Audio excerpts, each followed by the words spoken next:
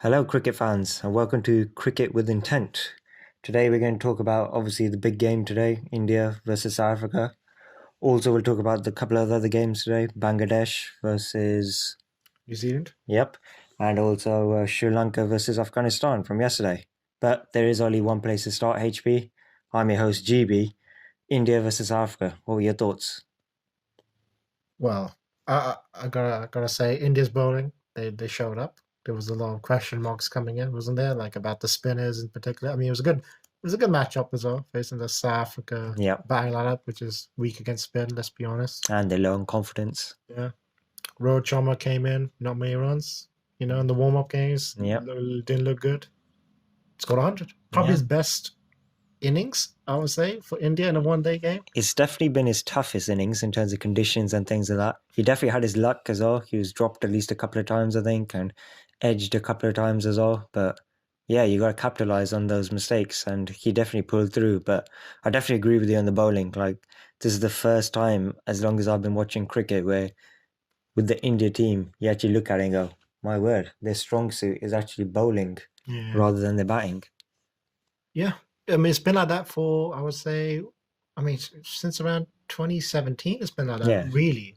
Yeah. I mean, since the emergence of Bumrah being, Bumrah, Yeah.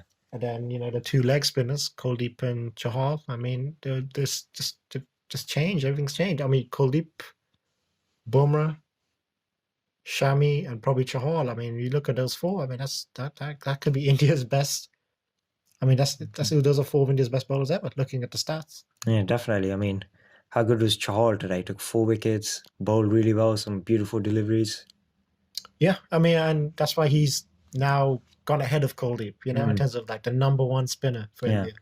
It used to be Kuldeep, I felt like. Yeah, definitely. Then Kuldeep kind of fell off, and Yeah. Chahal kind of stayed consistent, stayed where he was. Mm. And yeah, he showed up today. And he did it against South Africa last year when they had the series and they beat them 6-1. Yeah. And he did it again. And it's the pace he bowls, right? Mm. He bowls quicker, he's a little bit more flat, he's just a little bit. Kuldeep, floats there. Yeah, and And- the South Africans really can't pick them at all, it seems. Yeah, I mean, Du Plessis' innings was Mm. was interesting. I mean, he made 40 odd, but Yeah. it wasn't the most, it wasn't a great 40, let's be honest. Bunch of edges. Couldn't pick Kuldeep or Chahal. And eventually gets done by Googly that he just did not pick at all. Yeah, South Africa were just unable to build any partnerships throughout that. I mean, pretty much they were showing it on the actual coverage where 10 over blocks of the innings, and pretty much every 10 overs, they lost 2 wickets each time. And yeah, I think that was a fundamental problem with them where no one could get in and then stay in. I think Du Plessis was high score, I think. And everyone else pretty much got out very cheaply. Amla is really struggling with form. De Kock didn't play well either. Morris, fair play to him, actually sort of made the total a little bit competitive, although India chased it with relative ease. I mean, they got serious problems in their batting lineup. Yeah, I mean, we knew this coming in, so didn't we? De Villiers. Vad de Villiers, Famla, our form really came down to De Kock and Du Du Plessis. Plessis. Mm. And again, India just a bad matchup for them. Yeah. Their weaknesses are probably against spin. Yep. India got those two leggies and a bit of Jarav as well. Yeah. It was always going to be an issue, and it's because they really had to win one of the first two games. Yeah. And they couldn't chase 300 or plus Against England and Bangladesh. Yeah. And here they are in this situation. And to be honest, I don't want to make it sound like they lost this match because like straight away like it was a mismatch. Yeah. It was a bad matchup, but they had the opportunities. They really made some errors. Definitely. The conditions suited them as well. They should have put India in. If they put India, it's India's first match. Yeah. The batting top order has been kind of a little shaky in warm-up games. Definitely. Just put them in. There was cloud cover. Yeah. It was perfect conditions for fast bowling. And yeah, like you said, for some reason they put themselves into bat. And well, I don't know why they did that. Well, actually, probably because they failed to chase and lost. That's probably in their heads. But the way Rabada bowled, he bowled that with the sun coming up. Yeah. Imagine with the cloud cover and without, with India knew it was too dirty. Yeah. To get. So that makes them play differently. Yeah. If they had to set a target, you never know what could happen. Could have taken more chances. Mm. Could have led to more wickets. Yeah. I think it probably would have led to more wickets, honestly, because India are a better chasing team than a team that sets a target. Yeah, I mean that's the one thing that did go well for South Africa, although the number of wickets doesn't show. But I thought they bowled really well. They only got 4 wickets in the end, but they had a lot of edges that just missed a few lows. Sometimes by luck went for 4. A couple of really terrible drop catches as well. Yeah, the fielding let them down. Yeah. That's really well let them down. They could have. I mean, they dropped Rohit Sharma twice. The Yeah. second one probably didn't mean much, but it was quite hilarious watching Yeah. Miller drop that catch. Miller, oh my word, that's got to be the worst drop of this tournament and possibly contender for worst drops in the World Cup in general. Obviously, Herschel Gibbs comes to mind as worst drop ever, but my word, David Miller, terrible. Considering he's actually a good fielder, Yeah. that's the funniest one. I mean, I don't think South Africa have any bad fielders. They're all Yeah. at least competent professional level, but Yeah. generally speaking, they're normally outstanding. But this match, they were really poor. Duplessis, that drop catch, it cost him about 112 runs, I think. Mm. That drop catch of Rohit Sharma. That was a tough one, though, wasn't it? Was that It the was one in slip? Yeah, where he was diving Diving forward, yeah. But I felt like he should have got it. Yeah. I'll be honest, that's better than a half chance. Mm. I would say that's a genuine chance. It was a tough catch, but Duplessis is probably their best fielder. Mm. And he's the captain. You got to catch that. You got to catch that. Yeah. And Duplessis is probably the biggest reason why they lost today. He got in, Yeah. got out. Bad choice in terms of He put themselves in to bat. when he should put India in. Yep. And I get they had some injuries to the seamers, but they clearly messed up tactically. I felt like they had to find a way to get another seamer at this. They played 2 wrist spinners today. Mm. If they had extra seamer, they could have defended this. Possibly, yeah. I mean, they put up a decent effort anyway. 15 balls to spare. It sounds like it was a really thumping win for India, but it could have been a lot closer. Oh, I think the batting performance in India, they actually did pretty decent, all things considered. Rohit Sharma making a big century. He gets a lot of stick, and rightfully so sometimes. He does take a lot of deliveries to get going. Even this century was, 122 of 144, but it was a small total. What did you think of his performance overall? Wow. I don't think of him as the type of guy who would make this kind of innings. Yeah, tough innings. Yeah, this kind of tough innings. Yeah. But he managed to do it today. Yeah. I mean, he scored over half India's runs, Yeah. which is very impressive in a one-day game, in any game in general. It sounds funny saying it about a guy who's made double centuries, and I think he's got 264, his highest score. Was this his best innings ever, you think? Yes. Hmm. To me it is. Those double hundreds were great, but they were on the flattest of pitches Yeah.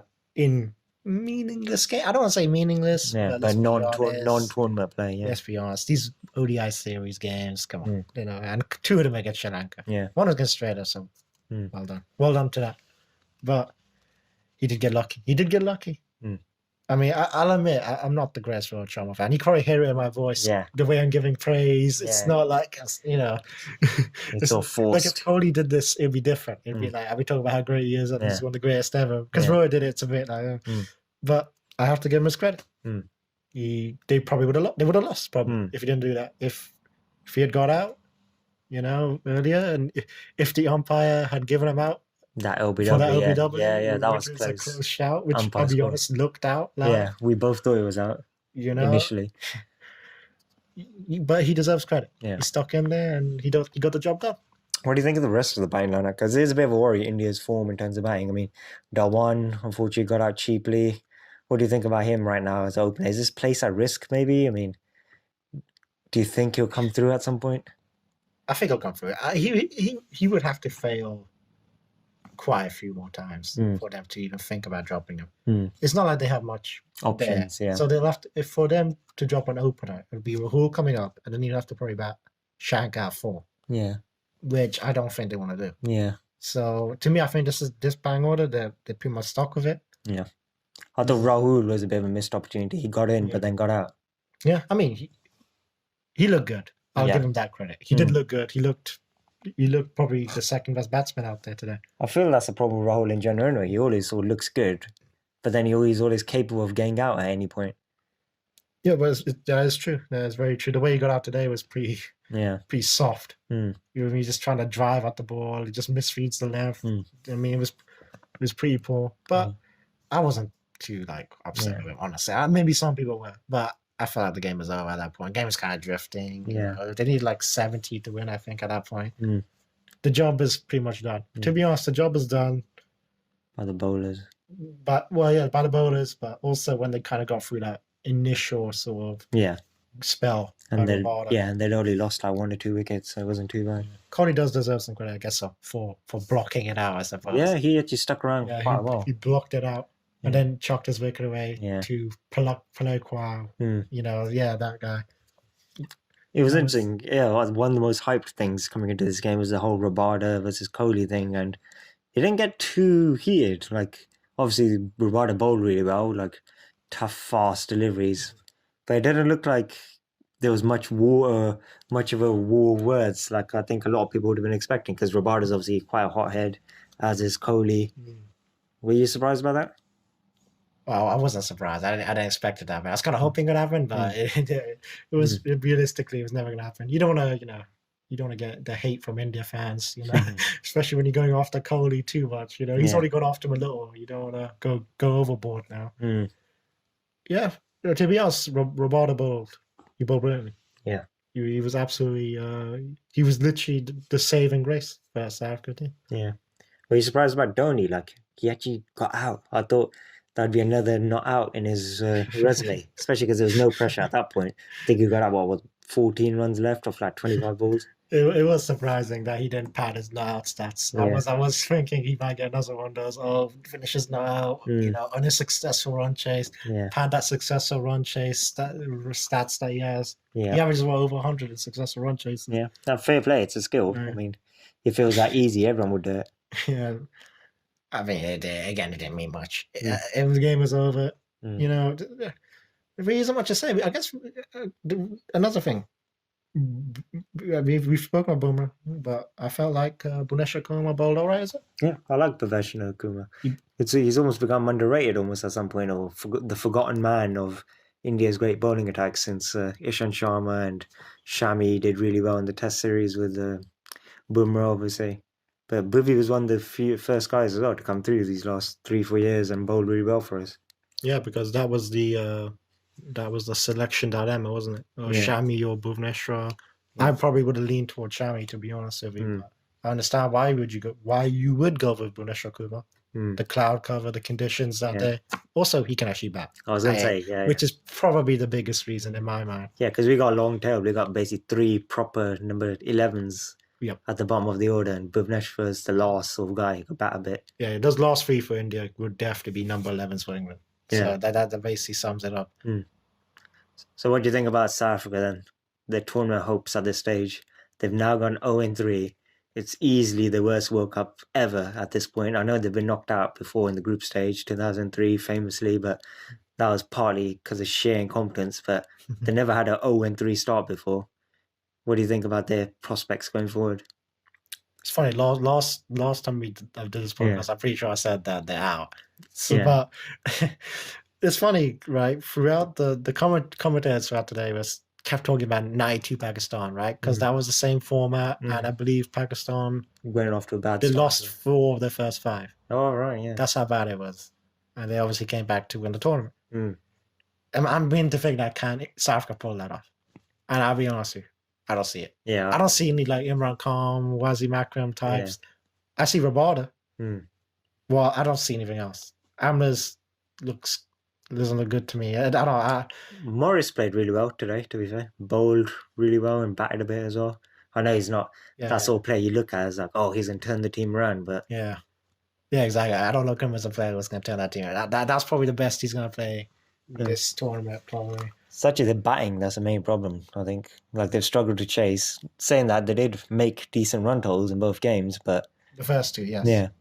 And today, obviously, they weren't great at all. I think they got to chase one of those scores now. The first 2 games, 300 plus. You got to chase one of them. At this day, way one-day cricket is now. Though this tournament may be shifting things a little bit, but I still felt like you had to chase one of those scores. Yeah, you had to. And obviously today the bang would have failed again. So until the bang is fixed, I doubt they can go anywhere. I don't see what they can do. Bring the Yeah. Villiers out retirement? Mm. Have a little conversation. Can this happen? Yeah, I don't know. they're definitely missing him. I mean, we've talked about it before, but we think about 5 wins is what it's going to take to get into the top 4. South Africa now 0-3, 6 games left. They're going to have to try and win 5 out of 6. 5 minimum. Yeah, You'd have to win with a good net run rate with 5 wins yeah. to get on top, most likely. And they've got a tough schedule. I mean, they still got to face Australia, New Zealand. Both of those will be really tough teams. Still need to face West Indies as well. So yeah, it's very, very slim chances of them going through. In a word, will they make the top 4? No. Yeah, me neither. I don't think so. What about India? What do you think after this performance? What are their sort of prospects or aspirations, you think, going forward in this tournament? Well, I came into the tournament quite skeptical about India. I thought it was going to be a high scoring tournament. I'm not sure their bank could keep up. Yeah, make the their 350 plus. scores. Yeah. But the way the World Cup is going now, Yeah. the scores being not quite as high. Yeah. I mean, the highest score this World Cup was what, the 348 by Pakistan, I think. I Yeah. don't think anyone else has scored a higher score than that, which is surprising. Yeah. And even the last 3 games, I mean, it's like 250 and it's 230 and it's like Shanaka Afghanistan and like battling 200. Yeah. You're defending 201. Yeah. So it's crazy. What we're basically saying is the fact that it looks like it's more of a bowling friendly tournament actually helps India. Yes, because I believe a lot of their players are naturally the slower starter types. Yeah. Guys like Dhoni want to take time. Rohit Sharma wants to take his time. Kohli can probably do whatever he Yeah, wants. he's Kohli, yeah. And I think it's just it suits them. It suits their game. They're good at these types of games, these 250 games. That's what India's strong at. It's really amazing how things have changed in Indian cricket. Where we're talking about this, we never would have been saying this 5 years ago, 10 years ago. Basically, as long as I've watched cricket, that India maybe don't quite have the batting lineup, but we have the bowlers. We want bowling pitches. It's amazing how it's turned around. So, what do you think? Think they'll definitely make the top 4? I don't know. It's getting a little tight out there. It's getting a little tight. I need to see more of how these pitches go. I gotta say this again. Great matchup for India. First game. South Africa team that's a little bit on the. There's clearly on the downslide. Let's be honest. A team that is weak against spin. They have and they're low on confidence. Yeah. They have a great duo of spinners. Yeah. To me, it's a very good game to start off with. So I'm not sure what to think of this India based on this performance. In all honesty, next game would tell us a lot. They're facing Australia next, aren't they? Yeah, and in fact, that's a good point. That will tell us a lot. Yep. I'm not sure where they're playing that. They play. I think they're playing at the Oval. I'm fairly sure. Yeah, somewhere in London it says. Yeah. So that would tell us a lot about India as well as Australia. How good both of them are. They consider, I think, probably India the second best team in the tournament, Australia the third. It's arguably the best matchup of the tournament so far. Yeah, I mean, when you look at the top 4, it's kind of hard to predict. I mean, it really is. Obviously, I suppose we're going to talk about Bangladesh, New Zealand. I think those are 2 teams that could make the top 4 right there. Yeah, Bangladesh versus New Zealand. That was actually quite a good game in the end. I think, like most people, it looked like it was all over. Well, actually, first it looked like Bangladesh were going to get a really big total. Like, they got a really good chance of making around the 300 mark. But then this all fell away. Then it looked like New Zealand were going to stroll towards the total. But it ended up being quite a tough finish in the end. It's kind of funny, actually, now that you say it, right? Mushfiqur Rahim was involved in the 2 runouts that decided the game. One where he runs himself out. You could say it was Shakib's fault. Yeah, that was stupid running. Yeah. And obviously the second one is when Williamson, they got him out and Mushfiqur Rahim's there. And this is going to change the game. Yep. He's not even in the screen. Yep. And he tries to obviously get his gloves in front of the stumps and take it, and he ends up knocking the bells off. It was bad for so many reasons. One, it was going to be a direct hit anyway, so he didn't have to do it. And 2, of course, he didn't take the bloody bells off of the ball. And worse than that, he knocked off both bells and he didn't knock off the stumps. It was bad on so many different levels. And I don't know if people paid attention, but when you look at the replay, the live sort of reactions of the players, you could see the bowler and Tamim Iqbal straight away realized, oh, you've screwed it up. You haven't run him out properly. That proved to be so costly. Do you think the game would have been different if Williamson had got out? Do you think Bangladesh could have done it? Well, I mean, look, they would have been 60 for free. 60 for free at that time. Yeah. They end up being what, about 150 for Yeah. 2. Yeah. So to me, that shows a lot. And that's probably the best batsman right there, Ken Williamson. Yeah. Yeah. Although Ross Taylor has been unbelievable in ODI cricket To in be the last honest, few years. you might be right. Ross, maybe this is probably the second best player. Yeah. Ross Taylor's probably the best player. Yeah. But either way, Williamson obviously stayed on the crease for a long time. And the moment he got out later in the game, the collapse began. You know? Yeah. Guys like Latham are just throwing their wickets away and stuff. I mean, this result does show us a lot in terms of how far Bangladesh have gone, where I think people are a little bit disappointed and like, oh, they really could have won this game. I mean, we wouldn't have been saying that certainly 5 or 10 years ago, especially against this quality New Zealand outfit. Yeah, I suppose it just confirms, right, what we knew coming into the tournament. And obviously, after the first result against South Africa, it just shows that they're a pretty good team. Definitely. Are definitely going to be in contention for the top 4. Yeah. I mean, there's like, I'm just looking at the top 10. They're one of the teams. Yeah. They could very well make it. They're obviously 1 win and 1 loss. Yeah. This is a game that they had a good chance of winning. Yeah, I mean, we look at the table. I mean, I think we're fairly sure they can finish ahead of Sri Lanka, finish ahead of Afghanistan. The way South Africa started, most likely to finish ahead of them as well. So then you only need to try and get ahead of 1 or 2 other teams. And yeah, they could very easily make that top 4. Yeah, they definitely did that, and they're in contention. I mean, there's no doubt. And for New Zealand, I mean, when you look at how they played, I mean, they got the job done. That's all that matters, right? I mean, I looked at it and I felt like 244 was going to be awkward. And they had a bit of luck, but they got it done, right? That's all that matters. Yeah, do you think they'd be worried at all about the batting collapse and the fact that it did end up becoming so close? Because like you said, it looked like they only needed about another 90 runs and they had 8 wickets left, and then to win by just 2 wickets in the end was actually probably a little disappointing for them. Yeah, it probably should be worrying for them, to be honest, because, you know, you need those guys. You can't, the top 4, well, I'll say Williamson and Taylor, you don't want to rely on them too much. You can't rely on them to do everything. Yeah. You know, and you got guys like, you know, Latham and players like that. These are good players. They have to step up and play better than what they are in recent times. Yeah, definitely. So we both think that Bangladesh have a chance of making the top 4. What about New Zealand? Like, well, I mean, I think they're top of the table right now. They're 2 wins from 2, and they destroyed Sri Lanka. Yeah. They just about won against this team.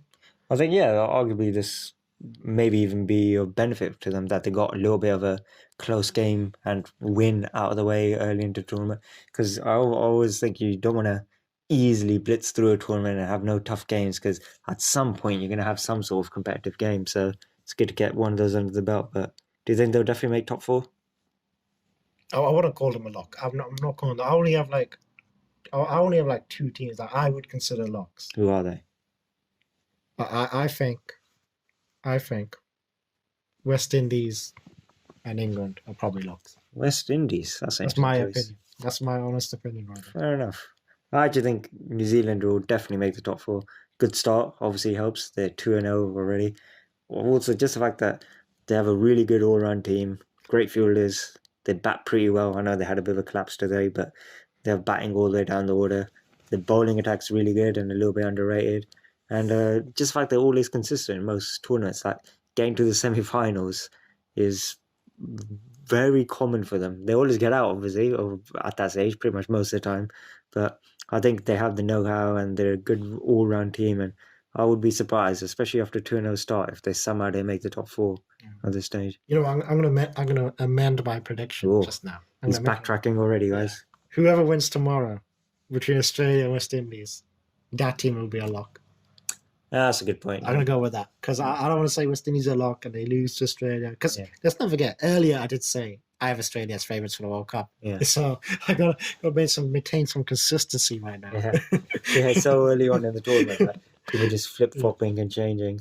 That's the thing. This World Cup, it just hasn't gone as I predicted it Mm. to go. I went into it thinking, okay, it's probably going to follow the pattern of one day cricket last 2-3 years, high scoring games Yeah, and runs things like that. galore. Yeah, It hasn't. yeah. It's kind of like normal one day cricket. I think the fact that it's what ICC pitches has really helped out in that regard, because obviously ECB for a while now just been producing really flat pitches, which has really favoured England, and fair play to them that you got to make the most of those conditions, which they certainly have. I think that's a big fundamental reason for why it's been that way. I mean, we just spoke about Bangladesh and New Zealand, which is more of a game to do with the top of the table, but looking at the bottom of the table, yesterday's game, Sri Lanka versus Afghanistan, what were your thoughts? Well, when it comes to Afghanistan, Sri Lanka, I mean, I must say, I was very disappointed. I really was, because I've been saying this whole time how bad Sri Lanka are and how Afghanistan are going to beat them, and Afghanistan might be dark horses. Yeah, And then they had a chance to win this game. They had a really good did. chance. I mean, I'll be honest, I actually think that they probably bowled poorly to let them get to 201. I mean, Yeah.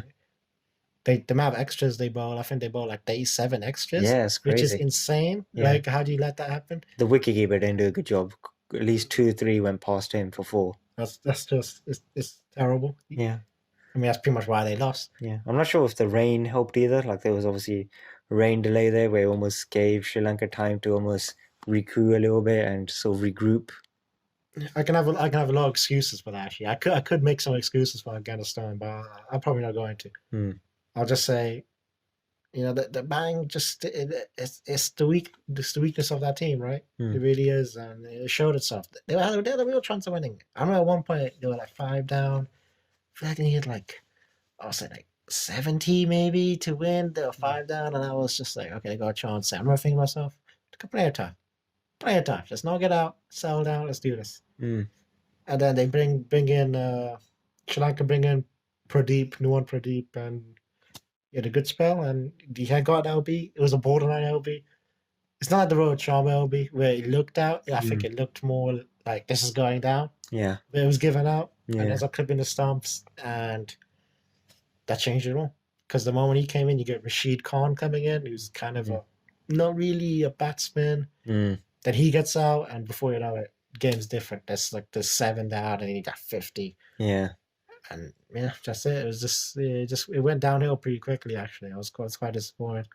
Yeah, they lack obviously some depth in their batting, which obviously is what proved costly. Because I know they were a little disappointed to allow Sri Lanka to get 201, but at the beginning of the game they would have taken that. If you told them, "Oh, you're only going to have 201 to chase," they would have really fancied themselves to give that a real go. So I definitely think this is a missed opportunity for them. I really thought coming into the tournament, like the number 3, the number 4, number 5, the middle order would Stand up. competent. Yeah. They'll knock the ball around. Not even like a fast. I'm not even saying 90 strike rate. I mean like a 70 strike. In this game probably would have been. I thought that's what I thought. I thought going in, the middle order would be able to knock the ball around, give a bit of a platform, because they got a couple of guys that can hit the ball up top, and maybe a couple of guys at the back who can hit the ball a little bit as well. Not really like people you want to rely on, but I thought their middle order could do a job. They haven't done that job, and obviously this tournament, I mean, they did all right against Australia, considering the openers pretty much got out straight away. But today they needed them, and it didn't happen. It just didn't happen, and it's very disappointing. Yeah, do you think this is the biggest chance of getting a win this tournament and they've blown it? No, I still think they're gonna do some things. I really do. You have to remember, it was not I don't think it's a type of pitch that suits them. It was a green pitch. Yeah. The difference is Sri Lanka picked. They had 5 seamers. They had 5 seaming options. Yeah. They barely bowled an over a spin. I think they bowled 1 or 2. Yeah. Afghanistan had to bowl Rashid Khan. Mohammad Nabi ended up taking 4 wickets. Not with spin. Though. Yeah, that was Not with crazy. spin. It was with slow bowling, which didn't turn. And they bowled Mujib a bit as well. So they are 3 spinners there. I don't know if they have, I don't know how many paces they have, seam bowling options they have. But if they had any, they probably should have used them. Yeah, I mean, we talked about Afghanistan, but Sri Lanka, their batting was really poor because they looked comfortable at one stage. It really looked like, okay, they might make 300 or maybe more. And then suddenly they lost 4 or 5 wickets in really quick succession. And like I said, Nabi, he took like 3 wickets in over, and none of the balls turned. yeah, it was all just straight deliveries. All the Sri Lankans kept playing for spin, and none of them seemed to learn. It was slow right arm bowling. Yeah, slow orthodox. yeah, That's what it was. It was reminiscent of Roston Chase taking 8 wickets against England when they Yeah. were just playing for turn the whole time. Yeah. That's literally what it was. a lot of the batsmen have really performed poorly so far for Sri Lanka. Angelo Matthews, who's supposed to arguably be their best batsman, he has not played well at all. He very poorly gave away his wicket, I thought. I think it's time. We just say it. Like, Kusapura is now their best batsman. He plays innings against South Africa. Oh, Test cricket. Just in general. The greatest Test innings of all time, you mean? Easily the greatest Test innings of all time. And then he shows up today. Made, what was it, 78? You know, he stayed in there, got them to that decent score. I mean, to me, he won them the game. Yeah. To me, he won them the game. I mean, he capitalized on the poor bowling at the start, got off to a quick start. And he managed to at least stay in there. Yeah. While everyone else is getting out. He eventually did get out later. Yeah. You know, when he could have stayed in, but he was still, he's the one who basically enabled him to something. He got into something. So yeah, that's what I gotta say. I mean, there's no real other positive about Afghanistan, Sri Lanka's batting, right? I mean, you can only talk about the negatives. Kosher Mendes meant to be a great player. Yeah. Well, he was meant to become a great player. He's barely a good player. He's not even a good player. He's an average player. Definitely. They're absolutely struggling to fill the hole left by Sangakkara and Jai Warner, which is understandable. They're literally 2 all-time greats in limited overs cricket. Sangakkara especially, I think, is criminally underrated as a great batsman. And do you think these two are going to finish bottom 2 in the group? I don't want to. Sri Lanka got to win. You never know what can happen. They got to win. They're ahead of South Africa. They got to. You never know what can happen. Crazy things can happen. Yeah. You never know. Maybe there'll be some pitches that suit him. Things could change. You never know. But I came into this tournament thinking they were the worst team. Yeah. I don't know. I think they really got quite lucky to win this game. I honestly believe that. I got to give some credit to the bowlers, obviously. Yeah. Pradeep got, what was it, 4 wickets Pradeep got? Yeah. Malinga closed it out. I mean, bowling his Yorkers, man. It was proper prime Malinga stuff. Yeah, rolling back the years. Prime Malinga stuff. I mean, it was number 10, 11 he got out, but still, it was very impressive considering. I mean, they still need 30 runs. They could have done it, but he closed it out. Yeah. So there's some positives to take from them, I think. Yeah, I mean, I'm going to stick my neck out and basically just say I think these two will be the bottom 2 in the group. I think Afghanistan will probably end up bottom now because I really think this game was their big chance. And especially when they're going to struggle against the likes of India, England, teams like that. I mean, you never know, like you said, but I will stick my neck out and say these two, Sri Lanka and Afghanistan, will be the bottom 2, with Afghanistan probably rock bottom now. Yeah. For whatever reason, though, when there's a team that's written off completely, like Sri Lanka, you don't want to, for some reason, you just think, you never know. They could use that whole, us against the world thing. You never know what can happen, right? And Sri Lanka, they have a history of playing well in these tournaments. That's the thing. I mean, I know people are looking at them like, they're doing really bad in this tournament, but I really think it's the opposite. For 20 years, they did unbelievable stuff. They really overachieved in limited overs cricket. I mean, they reached so many semi-finals, multiple finals. All is unfortunately just fell short, apart from obviously 96, and when they finally won another trophy, when they beat India in 2020, was it? Yeah, T20 World Cup, 2014, was it? Yeah, that's it. Yeah. And I think they've really done well with this era, but I think for a little while now, they're going to have to regroup and try and build their squad. But yeah. I mean, to be fair, 2017, it's a similar type of players, and they beat India. They chased down 300 plus against India in England, same conditions, similar conditions. Yeah, Champions Trophy. Yeah. And against Pakistan, that was a game that they had won. They went on to win the tournament, Pakistan. Yep. But Sri Lanka really blew that game. I mean, it was basically a straight knockout game. They would have reached the semi against England at that Cardiff pitch. They would have had a chance to win that game on that used pitch. All I'm saying is, consider, even though they've been in bad form and they've been terrible for as long as they have been, and they've changing captains, changing teams. I'm just saying, you never know what can happen. You never know what can happen. Fair enough. Yeah. Thank you guys very much for listening. We're going to conclude this podcast now. If you did like this video, please do hit that like button, subscribe, And keep an eye out as we'll be producing more podcasts throughout this tournament. Thank you very much.